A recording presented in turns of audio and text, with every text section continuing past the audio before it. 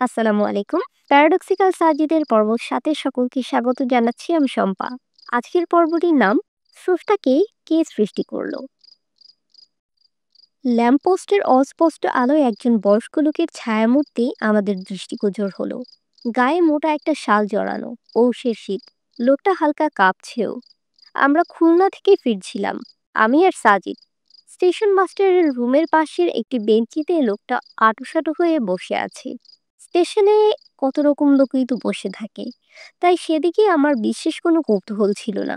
কিন্তু সাজিদকে দেখলাম সেদিকে এগিয়ে গেল। লোকটার কাছে গিয়ে সাজিদ ধপাস করে বসে পড়ল। আমি দূর থেকে খেয়াল করলাম লোকটার সাথে সাজিদ হেসে হেসে কথাও বলছে। আশ্চর্য! খুলনার স্টেশন, এখানে সাজিদের পরিচিত লোক কোথা থেকে এলো? তাছাড়া লোকটিকে দেখে বিশেষ কেউ বলেও মনে হচ্ছে না। মনে হচ্ছে কোনো বাদাম বিক্রেতা। বাদাম বিক্রেতা বিক্রি শেষে প্রতিদিন ওই জায়গায় বসেই হয়তো রাত কাটিয়ে দেয়। আমাদের রাতের ট্রেন, এখন বাজে রাত ২টা। এই সময় সাজিদের সাথে কারো দেখা হবার কথা থাকলেও তা তো আমি জানতামই। অদ্ভুত। আমি আরেকটু এগিয়ে গেলাম। একটু অগ্রসর হতেই দেখলাম ভদ্রলোকের হাতে একটি বইও আছে। দূর থেকে আমি বুঝতে পারিনি সাজিদ আমাকে ইশারা দিয়ে ডাকলো। গেলাম। লোকটির চেহারা আমার বেশ চেনা চেনা লাগছে, কিন্তু সঠিক মনে করতে পারছি না। সাজিদ বলল, এখানে বস। ইনি হচ্ছে হুমায়ুন স্যার। হুমায়ুন স্যার? এই নামের কোনো স্যারকে তো আমি চিনি না। সাজিদকে জিজ্ঞেস করতে যাব যে কোন হুমায়ুন স্যার, অমনি সাজিদ আবার বলল, হুমায়ুন রুবায়েত আজাদকে চিনিস না? ইনি আর কি। এরপর সে লোকটার দিকে ফিরে বলল, স্যার, এ হলো আমার বন্ধু আরিফ। লোকটা আমার দিকে তাকালো না, সাজিদের দিকেই তাকিয়ে আছে, ঠোঁটে মৃদু হাসি। আমার তখনও ঘোর কাটছেই না। কি হচ্ছে এসব? আমিও ধপাস করে সাজিদের পাশেই বসে গেলাম। সাজিদ আর হুমায়ুন রুবায়েত আজাদ নামের এই লোকটার মধ্যে আলাপ হচ্ছে। এমনভাবে কথা বলছে যেন তারা পরস্পর পরস্পরকে অনেক আগে থেকেই চেনে। লোকটা সাজিদকে বলছে, তোকে কত করে বলছি আমার লেখা আমার অবিশ্বাস বইটা ভালো মতো পড়তে। পড়েছিলি? সাজিদ বলল, হ্যাঁ স্যার, পড়েছি তো। তাহলে আবার আস্তিক হয়ে গেলি কেন? নিশ্চয়ই কোনো তেতরের হাতে পড়ছিস। কে সে? নাম বল। পেছনে যে আছে, কি নাম? আরিফ। হ্যাঁ, ওই তেতরের ফাঁদে পড়ছিস বুঝি। দাঁড়া, আমি তাকে মজা দেখাচ্ছি। এই বলে লোকটা বসা থেকে উঠতে গেল। সাজিদ জোরে জোরে বলল, না না স্যার, ও কিচ্ছু জানে না। তাহলে? তাহলে স্যার, বলতে সংকোচ করলেও সত্য এটাই যে নাস্তিকতার উপর আপনি যে লজিক দেখিয়েছিলেন সেগুলো এতটাই দুর্বল যে নাস্তিকতার নাস্তিকতার উপর আমি বেশি দিন ঈমান রাখতে পারিনি। এইটুকু বলে সাজিদ মাথা নিচু করে ফেলল। লোকটার চেহারা মুহূর্তেই রুক্ষভাব ধারণ করলো। বলল, তার মানে বলতে চাইছিস তুই এখন আমার চেয়েও বড় পণ্ডিত হয়ে গেছিস? আমার চেয়েও বেশি পড়ে ফেলছিস? বেশি বুঝে ফেলছিস? সাজিদ তখনও মাথা নিচু করে আছে। লোকটা বলল, যাকগে, একটা সিগারেট খাবো। ম্যাচ নেই তোর কাছে আছে? জি স্যার। এই বলে সাজিদ ব্যাগ খুলে একটি ম্যাচ বের করে লোকটার হাতে দিল। সাজিদ সিগারেট খায় না, তবে প্রয়োজনীয় জিনিসপত্র তার ব্যাগে সবসময় থাকে। লোকটা সিগারেট ধরালো, কয়েকটা জোরে জোরে টান দিয়ে ফুস করে এক গাল ধোঁয়া ছাড়লো। ধোঁয়াগুলো মুহূর্তেই কুণ্ডুলি আকারে স্টেশন মাস্টারের ঘরের রেলিং দিয়ে উঠে যেতে লাগলো। আমি সেদিকেই তাকিয়ে আছি। লোকটার কাশি উঠে গেল। কাশতে কাশতে লোকটা বসা থেকে উঠে পড়ল। এই মুহূর্তে ওনার সিগারেট খাওয়ার আর ইচ্ছে নেই সম্ভবত। লোকটা সিগারেটের টুকরো নিচে ফেলে পা দিয়ে একটি ঘষা দিল। অমনি সিগারেটের জ্বলন্ত টুকরাটি থেতলে গেল। সাজিদের দিকে ফিরে লোকটা বলল, তাহলে এখন বিশ্বাস করিস যে স্রষ্টা বলে কেউ আছে? সাজিদ হ্যাঁ সূচক মাথা নাড়ল। স্রষ্টা এই বিশ্বলোক, বিশ্ব ব্রহ্মাণ্ড সৃষ্টি করেছে বলে বিশ্বাস করিস তো? আবারও সাজিদ হ্যাঁ সূচক মাথা নাড়ল। এবার লোকটা একটা অদ্ভুত রকম হাসি দিল। এই হাসি এতটাই বিদঘুটে ছিল যে আমার গা ছমছম করে উঠল। লোকটি বলল, তাহলে বল দেখি, স্রষ্টাকে কে সৃষ্টি করলো? এই প্রশ্নটি করে লোকটি আবার সেই বিদঘুটে হাসিটা হাসতে লাগলো। সাজিদ বলল, স্যার, বাই ডেফিনিশন স্রষ্টার কোনো সৃষ্টিকর্তা থাকতে পারে না।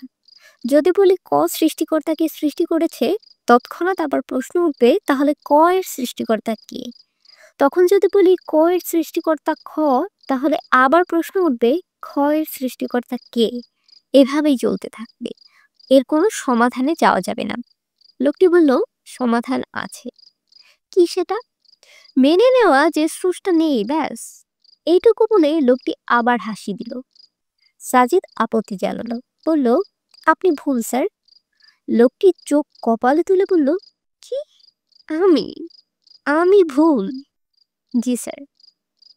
তাহলে বল দেখি, স্রষ্টাকে কে সৃষ্টি করলো? উত্তর দে, দেখি কত বড় জ্ঞানের জাহাজ হয়েছিস তুই।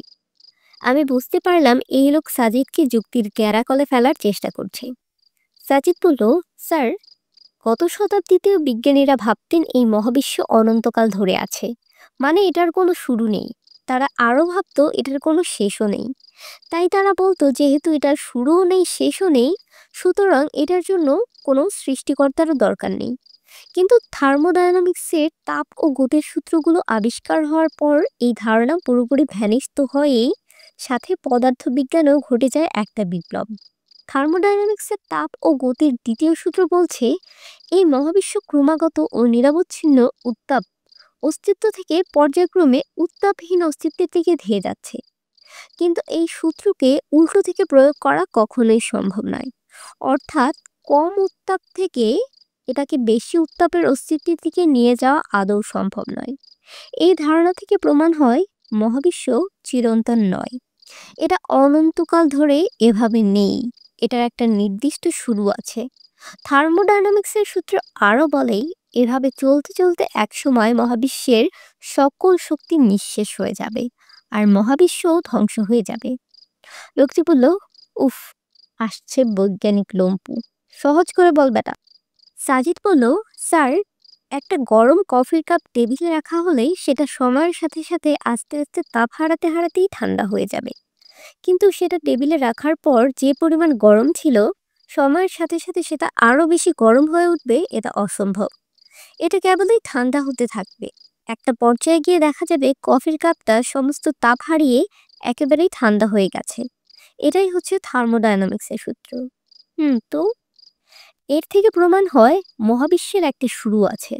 মহাবিশ্বের যে একটা শুরু আছে তারও প্রমাণ বিজ্ঞানীরা পেয়েছে। মহাবিশ্ব সৃষ্টিতত্ত্বের উপর এ যাবৎ যতগুলো থিওরি বিজ্ঞান হলে এসেছে, তার মধ্যে সবচেয়ে গ্রহণযোগ্য ও প্রমাণের দিক থেকে সবচেয়ে শক্তিশালী থিওরি হলো big bang theory. Big bang theory বলছে মহাবিশ্বের জন্ম হয়েছে একটা বিস্ফোরণের ফলে। তাহলে স্যার, এই এখন নিশ্চিত যে মহাবিশ্বের একটি শুরু আছে? লোকটা হ্যাঁ সূচক মাথা নাড়ল। সাজিদ আবার বলতে শুরু করলো, স্যার, আমরা একটা সহজ সমীকরণ পদ্ধতিতে দেখব স্রষ্টাকে সৃষ্টির প্রয়োজন আছে কিনা, মানে স্রষ্টার সৃষ্টিকর্তা থাকতে পারে কিনা। সকল সৃষ্টির একটা নির্দিষ্ট শুরু আছে এবং শেষ আছে। ধরি এটা সমীকরণ 1। মহাবিশ্ব একটি সৃষ্টি, এটা সমীকরণ 2। এখন সমীকরণ 1 আর 2 থেকে পাই সকল সৃষ্টির শুরু এবং শেষ আছে। মহাবিশ্ব একটি সৃষ্টি, তাই এটারও একটা শুরু এবং শেষ আছে। তাহলে আমরা দেখলাম প্রথম উপরের দুটো শর্ত পরস্পরের সাথে মিলে গেল এবং তাতে থার্মোডায়নামিক্সের তাপ ও গতির সূত্রের কোনো ব্যাঘাত ঘটেনি। হুম আমরা তৃতীয় সমীকরণ হচ্ছে স্রষ্টা সবকিছু সৃষ্টি করেছে। তাহলে খেয়াল করুন, আমার প্রথম শর্তের সাথে কিন্তু দ্বিতীয় শর্তের কোনো ম্যাচ হচ্ছে না। আমার প্রথম শর্ত ছিল সকল সৃষ্টির শুরু আর শেষ আছে, কিন্তু তৃতীয় শর্তে কথা বলেছি স্রষ্টা নিয়ে। তিনি সৃষ্টি নন, তিনি স্রষ্টা। তাই এখানে প্রথম শর্তও খাটে না, সাথে তাপগতির সূত্রটিও এখানে আর খাটছে না। তার মানে স্রষ্টার শুরুও নেই, শেষও নেই। অর্থাৎ তাকে নতুন করে সৃষ্টির প্রয়োজন নেই। তার মানে স্রষ্টার আরেকজন স্রষ্টা থাকারও প্রয়োজন নেই, তিনি অনাদি এবং অনন্ত। এইটুকু বলে সাজিদ থামল। হুমায়ুন আজাদ নামের লোকটি কপালের ভাঁজ দীর্ঘ করে বললেন, কি ভংচং বোঝালি এগুলা? এসব সমীকরণ টমীকরণ এসব কি? সোজা সাপটা বল, আমাকে অঙ্ক শেখাচ্ছিস নাকি? তাহলে যিনি এই টাইম স্পেস ম্যাটার এর স্রষ্টা, তাকে কি করে আমরা টাইম স্পেস ম্যাটারের বাটখারাতে বসিয়ে লস অফ কজালিটি দিয়ে বিচার করব স্যার? এটা তো লজিক বিরুদ্ধ, বিজ্ঞান বিরুদ্ধ। লোকটা চুপ করে আছে, হয়তো কিছু একটা বলতে যাচ্ছিল। এর মাঝেই আবার সাজিদ বলল, স্যার, আপনি লস অফ কজালিটি এর সংজ্ঞা যে দিয়েছেন সেটা ভুল। লোকটা আবার রেগে গেল। রেগে অগ্নিশর্মা হয়ে বলল, এই ছোকরা, আমি ভুল বলেছি মানে? তুই কি বলতে চাস আমি বিজ্ঞান বুঝি না?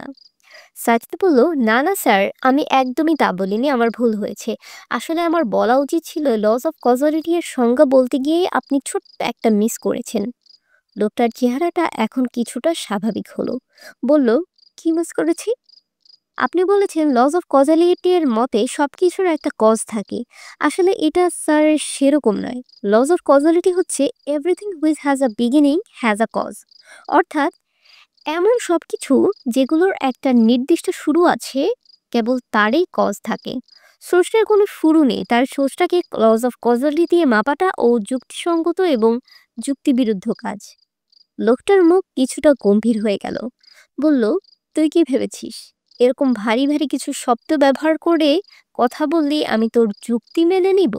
অসম্ভব। সাজিদ এবার মুচকি হাসলো। হেসে বলল, স্যার, আপনার হাতে একটি বই দেখছি, ওটা কি বই? স্যার, এটা আমাকে দেবেন একটু? এই নে ধর। সাজিদ বইটা হাতে নিয়ে উল্টালো। উল্টাতে উল্টাতে বলল, স্যার, এই বইয়ের কোনো লাইনে আপনি আছেন? লোকটা ভুরু কুচকে বলল, মানে? বলছি, এই বইয়ের কোনো অধ্যায়ে, কোনো পৃষ্ঠায়, কোনো লাইনে কি আপনি আছেন? তুই অদ্ভুত কথা বলিস। আমি এই বইয়ে কেন থাকবো? কেন থাকবেন না স্যার? আপনি আর স্রষ্টা না? হ্যাঁ। এই বইটা কালি আর কাগজ দিয়ে তৈরি। আপনিও কি স্যার তাহলে কালি আর কাগজ দিয়ে তৈরি? খুবই স্টুপিড টাইপ প্রশ্ন। আমি এই বইয়ের স্রষ্টা। এই বই তৈরির সংজ্ঞা দিয়ে কি আমাকে ব্যাখ্যা করা যাবে? সাজিদ আবার হেসে দিল। বলল, না স্যার, এই বই তৈরির যে সংজ্ঞা, সে সংজ্ঞা দিয়ে মোটেও আপনাকে ব্যাখ্যা করা যাবে না। ঠিক সেভাবে এই মহাবিশ্ব যিনি সৃষ্টি করেছেন তাকেও তার সৃষ্টি টাইম, স্পেস, ম্যাটার, কজ এসব দিয়ে ব্যাখ্যা করা যাবে না। আপনি কালি, কলম বা কাগজের তৈরি নয়, তার ঊর্ধ্বে। কিন্তু আপনি টাইম, স্পেস, ম্যাটারের ঊর্ধ্বে নন। আপনাকে এগুলা দিয়ে ব্যাখ্যা করাই যায়, কিন্তু সৃষ্টিকর্তা হচ্ছেন এমন একজন যিনি নিজেই টাইম, স্পেস, ম্যাটার, কজ এর সৃষ্টিকর্তা। তাই তাকে টাইম, স্পেস, ম্যাটার, কজ এসব দিয়ে পরিমাপ করা যাবে না। অর্থাৎ তিনি এসবের ঊর্ধ্বে। তার কোনো টাইম, স্পেস, ম্যাটার, কজ নেই। তার কোনো শুরু নেই, শেষ নেই। অর্থাৎ তার কোনো সৃষ্টিকর্তা নেই। লোককে এবার উঠে দাঁড়ালো। দাঁড়াতে দাঁড়াতে বলল, ভালো ব্রেন ওয়াশড, ভালো ব্রেন ওয়াশড। আমরা কি এই তরুণ প্রজন্ম চেয়েছিলাম?